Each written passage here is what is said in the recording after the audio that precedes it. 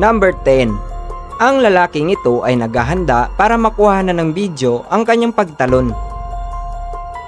Mukhang normal lang ang paligid ng dagat pero hindi niya alam may nakabang palang panganib sa kanya. Pagkatapos niya tumalon, nahagip ng kamera ang isang malaking pating na umaaligid sa kanya. Mukhang nakatawag ng pansin sa pating ang kanyang pagtalon kaya't ito ay lumapit sa kanya. Dito nagsimulang mataranta ang lalaki sa takot na baka maging pagkain siya nito. Habang lumalangoy siya palayo ay makikitang papalapit ng papalapit ang pating. Makikita sa video ang pagpiglas at hawi niya sa pating na dahilan ng pag-iwas ng pating palayo. Dito nakakuha ng tiyempo ang lalaki at dali-daling lumangoy pabalik at nakasampagad sa pampang.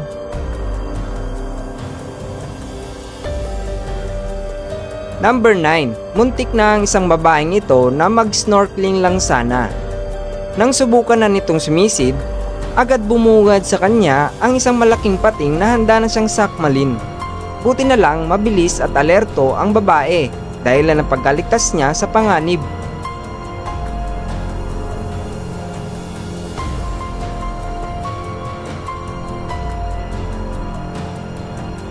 Number 8.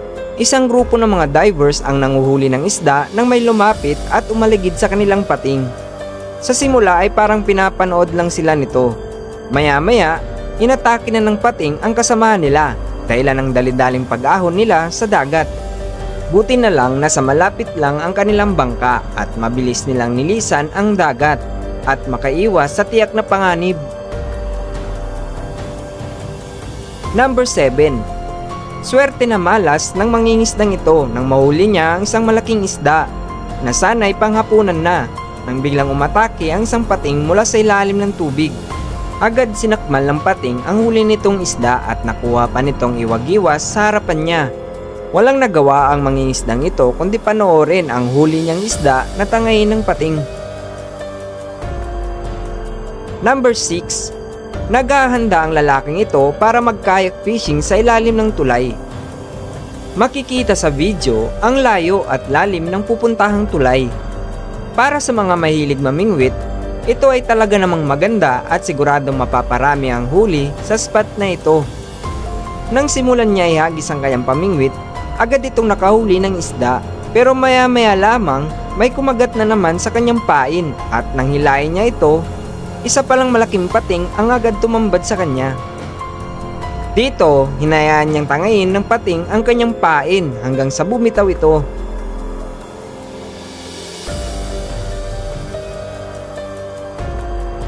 Number 5. Sa videong ito, makikita ang isang malaking pating na umaatake sa mga divers na nakasilid sa isang cage. Sa lakas ng pag-atake nito, muntik na maabot ng pating ang mga divers. Sa kasamaang palad, sumiksik ang ulo ng pating sa pagitan ng mga bakal dahilan ng pagkasakal nito.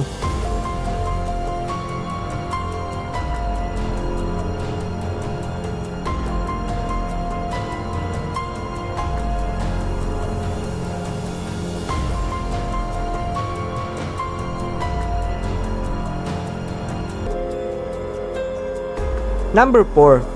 Muntik na ang lalaking diver na to nang hindi niya mapansin na may malaking pating pala na papunta sa kanyang likuran. Buti na lang, busog pa ang pating.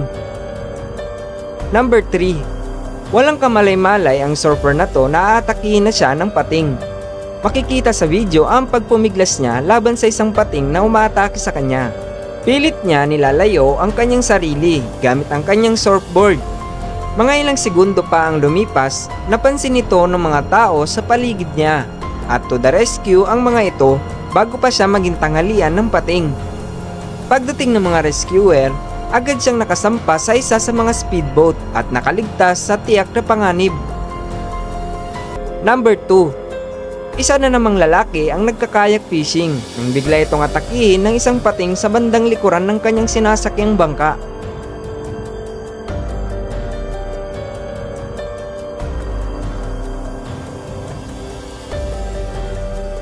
At ang number 1. Isang grupo ng mga lalaki ang nagsasagawa ng spearfishing nang namataan nila ang isang malaking pating na naghahanap ng tiyempo na umatake sa kanila. Agad niya inalerto ang mga kasamang divers. Medyo may kalabuan ang dagat kaya hirap sila makita ang malaking pating na ito. Habang hinihintay nila ang kanilang bangka, kalmado nilang binabantayan ang bawat galaw ng pating. Dito ginamit nilang pantaboy ang kanilang spear gun. At buti na lang naging epektibo ito at nagawa nilang may taboy ang malaking pating. Pero hindi pa dito natatapos ang panganib dahil binalik-balikan sila nito at sa laki ng pating na to, kaya silang lamutakin ng walang kalaban-laban. Ang pananatiling kalmado at alerto nila ang pinakamabisang paraan para hindi maging agresibo at umatake sa kanila ang pating. Maya-maya lang dumating na ang kanilang bangka at nakaligtas sila sa panganib. Maraming salamat sa pagsama sa amin sa kamangamang mundo ng pagkikipagtagpo sa mga pating. Nakakatakot man pero pinapaalala ng mga pating kung gaano nakakamangha ang ating karagatan. Kung nagustuhan mo ang video na ito, huwag kalimutang i-like, mag-subscribe at pindutin ang notification bell para sa mas marami pang video kagaya nito.